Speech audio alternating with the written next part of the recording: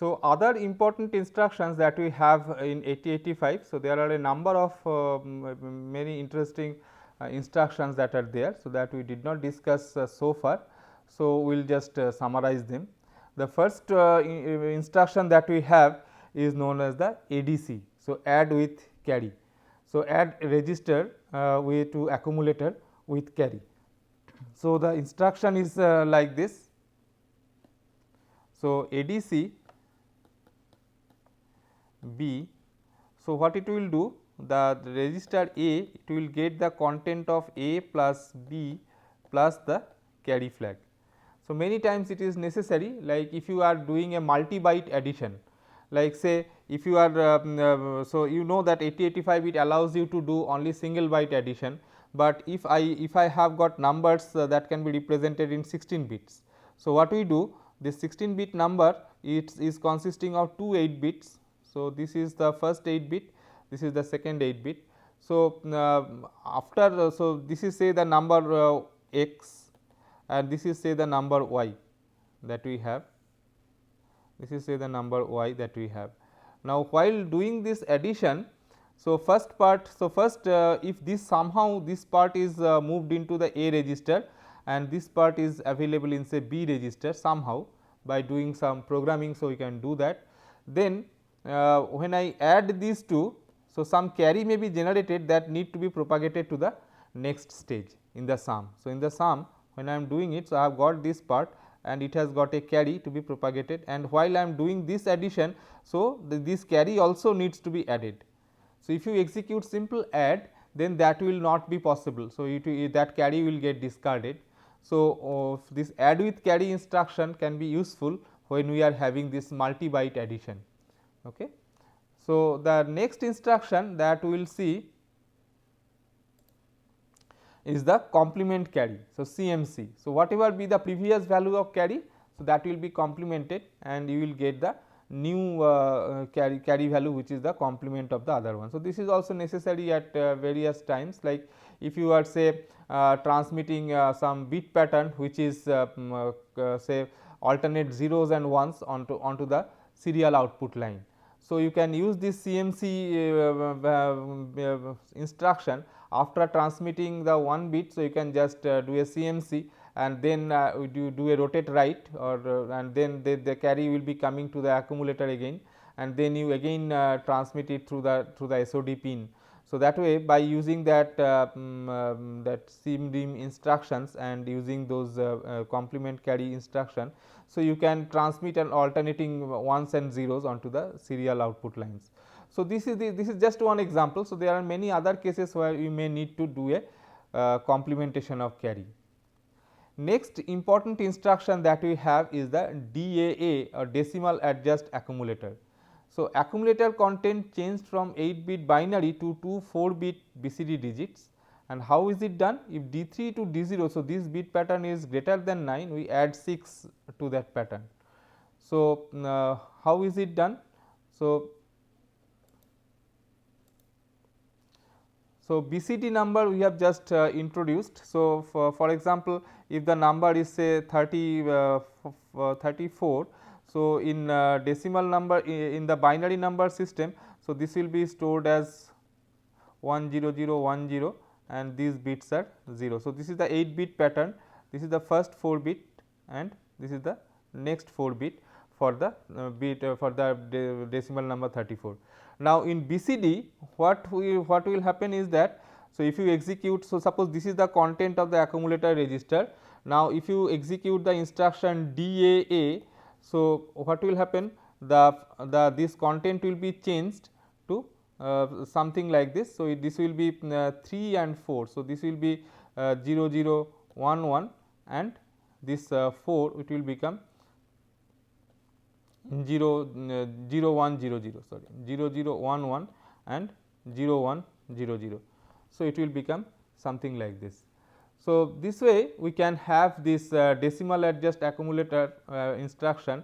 So, this will convert this number into BCD number system, and so if this so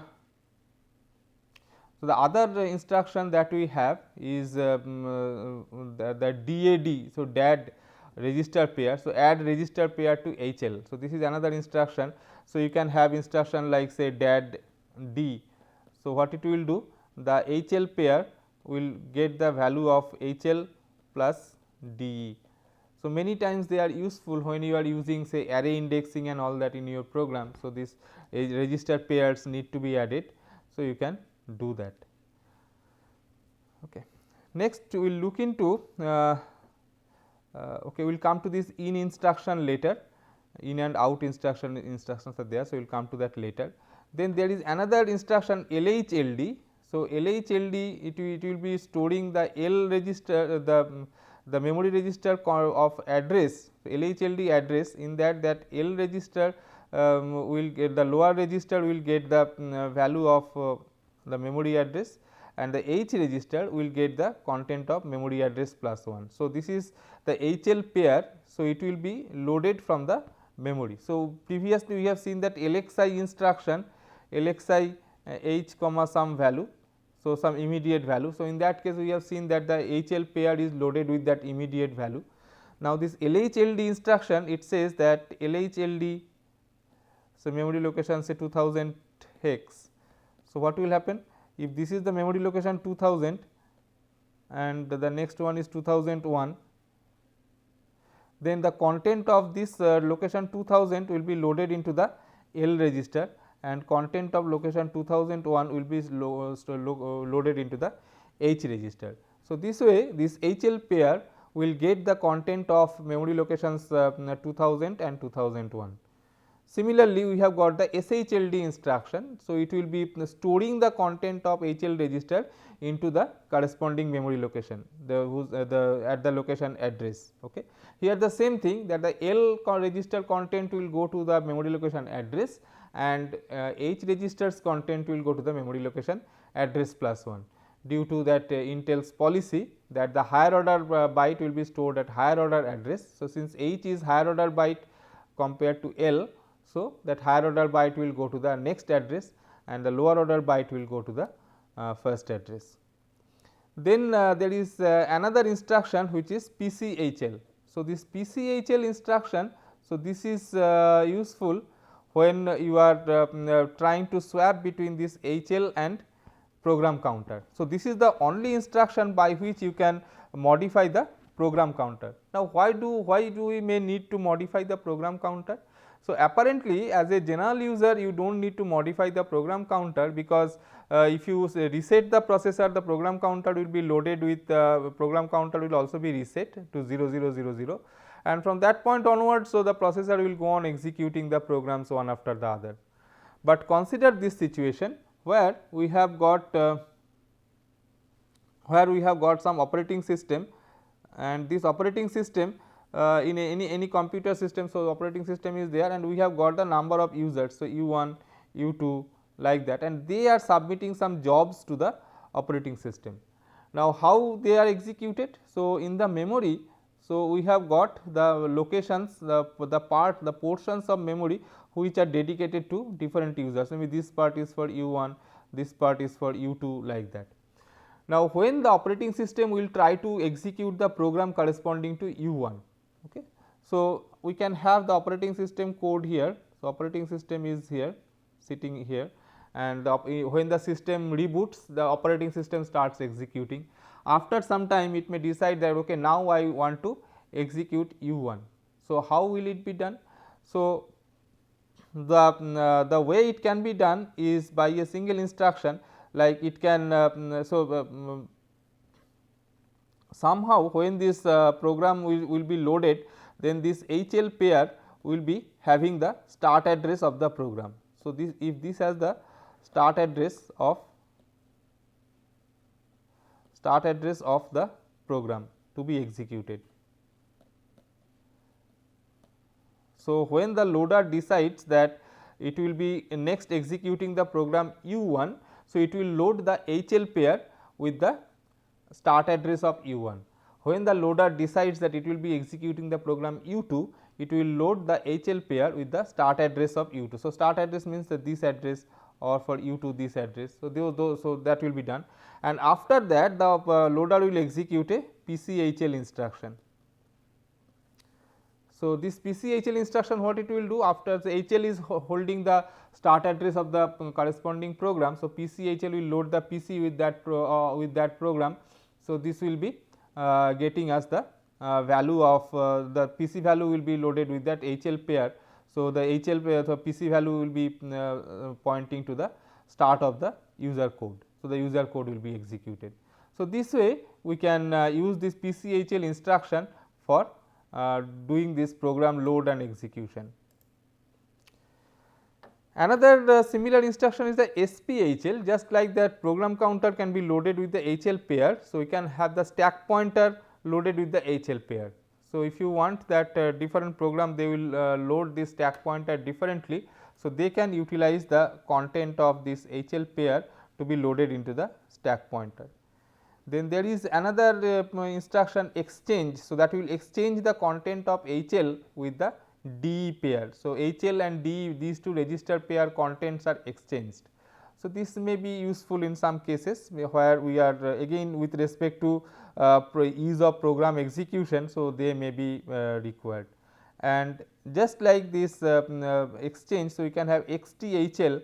So, it will exchange the HL pair with the top of the stack. So, top of the stack whatever it may contain, so that will come to HL, and HL content will go to the top of the stack. So, that can happen. So, this may be useful again for program control. Okay. So, when you are designing operating system, so this type of instructions like XC. So, this PCHL, SPHL, exchange and XTHL. So, these instructions are more useful from the system designer's viewpoint. For general users, so they may not have that much appeal, but for system designers, so they may be useful. Next, we will discuss about the in instruction. In fact, there are two instructions in and out by which you can control the IO operation from the processor. So, this is basically this comes under the broad heading of this parallel IO operation, parallel input output operation. So, as we said that in my processor, if this is the 8085 processor, then I can have a number of devices connected. Okay, can have a number of devices connected. So, they are not memory. So, they are different IO devices D1, D2, D3 like that. Now, how this 8085 can read the values from these devices or output some values to these devices. So, definitely for getting the values from these devices or to output some values to the devices, I should have the data bus of the 8085 connected to them. So, they must be connected to the data bus of the 8085. Now, since there are a number of devices, so we need to select one of these devices for reading the content, and for that purpose we assume that these devices, they have got the chip select line, and this when you are trying to select if you are trying to read a particular device or to write onto a particular device, the corresponding chip select line should be activated. Okay. And now you can understand that there must be a decoder by which this 8085 should be able to select these devices for input output operation, and that is done by means of another decoder. So, externally, just like for memory interface we connect one decoder. So, here also I should have a decoder, and this address bus should be connected to this. This is the address bus that should be connected to this. So, decoder will have a number of outputs.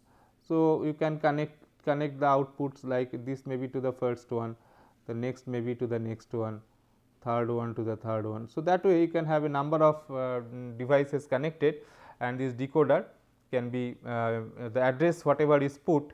So, depending upon the decoder that we are using.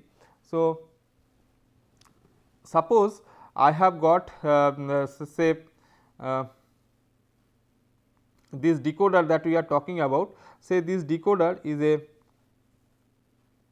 it has got say 8 output. This decoder has got 8 output, So, this is 0 and this is 7. Okay. Now, since this is an 8 input decoder, so there must be 3 inputs, 8 output decoder. So, there must be 3 input. So, let us say we connect the lines A0, A1 and A2 of the processor of the 8085 to the inputs of this decoder.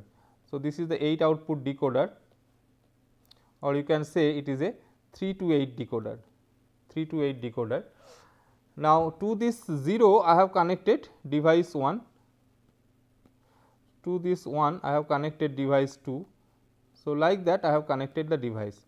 So, for selecting this D1, the processor should put 000 in these 3 bits, fine, for selecting D1. Similarly, for selecting D2, so this is for D1, for selecting D2 it should put 001, that is for D2. So, this way for each of these 8 devices it should put the pattern 0 to 8. So, in case of 8085, so we can allow 256 such IO devices connected in this fashion.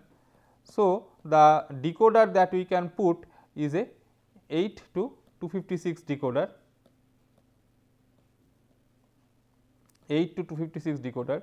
So, this 8 bits that I am talking about, so this is nothing but the lower order address bits, this is the lower order address bits.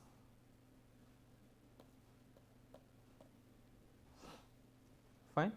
So, this lower order address bits, so again you can say okay, it is multiplexed and all that. So, for this lower order address bits will be connected to the decoder, and from there this device will be selected. So, the instructions that we have for reading the content from a device is the in. The in instruction, it accepts in some address, okay.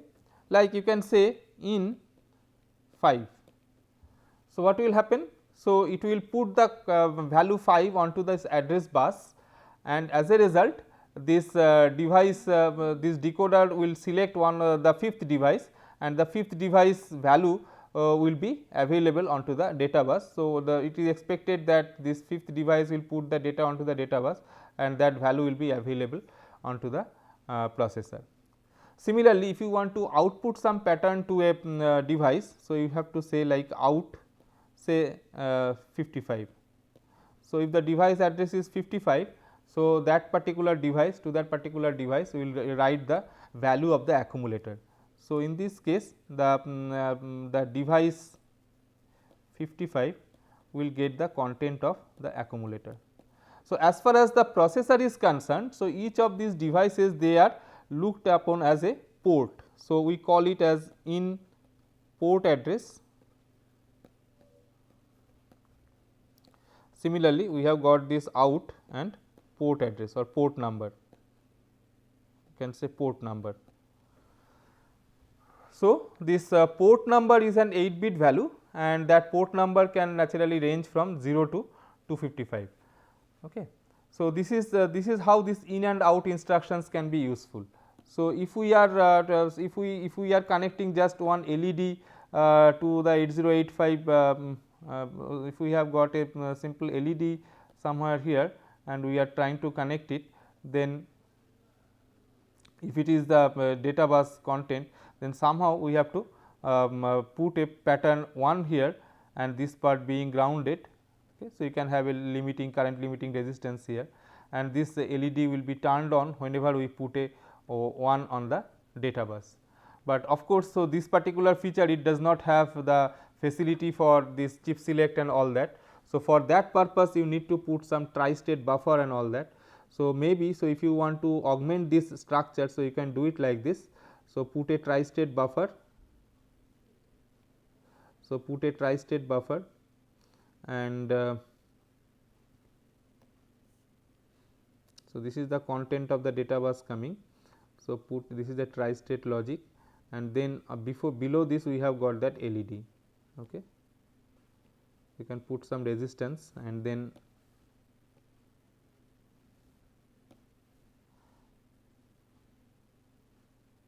you can put some resistance, and then you can put it to ground. Now, so this is basically some sort of chip select. Okay. So, this may be connected to the line D0 of the processor of the 8085 processor, and then this point may be coming from that decoder that I was talking about, that address decoder. Now, the decoder will be when this bit is selected. So, maybe if this address is say this port address is say 0, okay. If this port address is say 00 hex, then what this decoder will do. So, this decoder will have say 3 inputs there. If it is a 3 to 8 decoder, so the line A0, A1 and A2 are connected here, and this may be the line 0. So, it is connected to this. Now, in this configuration, what will happen when the processor will put this A0, A1, A2 as 000, and so this tri-state buffer will be activated, and then if this D0 bit from the processor is 1, then this LED will glow, and if this D0 bit from the processor is 0, so it will be 0. So, what the so we can have a simple program like this, that MVI A comma 01 hex and then out 00 hex. So, we can have a simple program like this. So, when this so this will put the accumulator the least significant bit as 1, the D0 bit as 1, and then when I am executing this out 00 hex instruction, this decoder will select this tri-state buffer, this tri-state buffer will become enabled and it will be connected to this. So, if you have got another such configuration, another such LED buffer like this, say from the D0 line itself. So, if I just draw another tri-state buffer and then I put another LED here, and this is connected to say the line 1 from the decoder. Then when you execute this program, only this LED will glow. Now, in another program, instead of 00, if you make it so 01 hex, then this LED will glow. So, that will be controlled by the address selection part. Okay. So, this is the this way we can have this port addressing in 8085. Now, another important thing that we have in 8085 is the this addresses that we have talked about. So, IO operation, the input output operation. So, they can be classified into two categories. One is called IO mapped IO, IO operation. Another operation, another category is called memory mapped IO operation. So, memory mapped IO operation. So, the essentially what it tells is that as far as an IO input output device is concerned, so when the operation is taking place, so the it is getting 8 bit values, or the processor is outputting an 8 bit value to the port. Now, that port is in that sense it is same as a memory location. So, memory location is also 8 bit wide. So, at some point of time either you are reading from the memory or you are writing to the memory. So, for the IO operation also, the out instruction is like writing onto the port and the in operation is reading from the port. Now, in the memory map, so what happens is that if this is the total if these are the memory chips that we have in the system, then the memory chips may be located in the from the memory address 0 to say 32K. Okay. So, these are the locations where we have got memory chips, and remaining 32K I do not have any memory chip, fine. So, in this total address space of the processor is 64K. So, from 32K to 64K I do not have any memory chip. So, what I can do, I can use these some of these locations to connect the IO devices there. So, so in that case the advantage that we have is, instead of having two different decoders, we can have a single decoder for both the memory and the IO operation. So, we have got, if this is the decoder, some of the memory, some of the chips enable lines. So, they are enabling these chips, okay. Some of the decoder outputs they are enabling these chips, and some of the decoder outputs, So, maybe sometime later. So, this output may be selecting this particular IO device. So, if that is the situation, then this out operation and memory read operation, they are similar. So, if this address is say 8FFF, if this address is say 8FFF, then what will happen is that, so instead of doing a out operation, so we can simply say a store accumulator type of instruction. We can say STA some 8FFF. So, as a result, the accumulator content, it will try to store at location 8FFF, and so the value that is there in the accumulator will be going to the device. So, this is, though it is shown as a part of the memory map, in reality this is not the memory map. So, this is not a memory location, this is the IO device. So, this way I can visualize this IO operation as memory operations only, and in that case, so this they will be called memory mapped IO.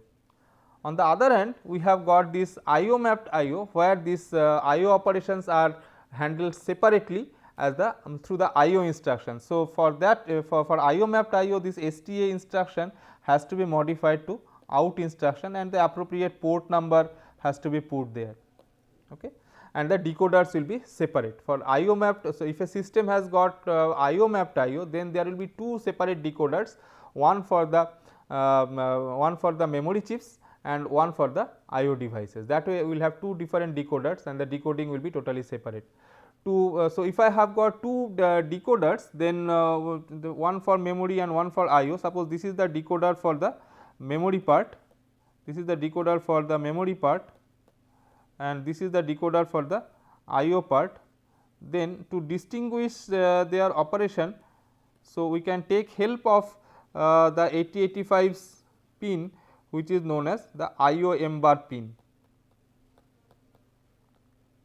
the IO M bar pin. So, you remember this particular status line, so which is set to 0 when the memory operations are taking place, and this bit is set to 1 when IO operations are taking place. So, the same address bus lines will be connected to the this memory decoder as well as this IO decoder, and but this IO M bar line. So, this decoders, they will have some enable pin. If we assume that there are some enable pin, and this enable pin, so if the decoder will be operating only if this enable value is 1. Okay. So, for the IO part, so I can connect it directly here, and for this one, so I can have an inverted connection. I can put an inverter, and then this inverter can be connected to this to enable. So, when the memory, when the processor is doing memory operation, then this IO M bar line is 0, and then this memory decoder will be enabled as well as. So, as a result, this memory operation, the chip select will go to the memory chips, and if it is IO operation, then this the in out type of instructions, then the IO M bar line will be equal to 1. As a result, this IO decoder will be enabled and the IO operations will take place. So, that in out instruction, they will select the IO devices and the operations will take place. So, that way we have got memory mapped IO and IO mapped IO. So, memory mapped IO advantage is that we do not need this additional hardware, but at the cost that every IO operation is nothing but a memory operation, and this in instruction, it takes 2 machine cycles, whereas this LDA STA type of instructions, so they take 3 machine cycles. So, as a result, 1 machine cycle extra will be needed when we are doing this STA LDA type of instructions. So, memory mapped IO execution time will be slower compared to IO mapped IO, but as far as the hardware is concerned, IO mapped IO will be better.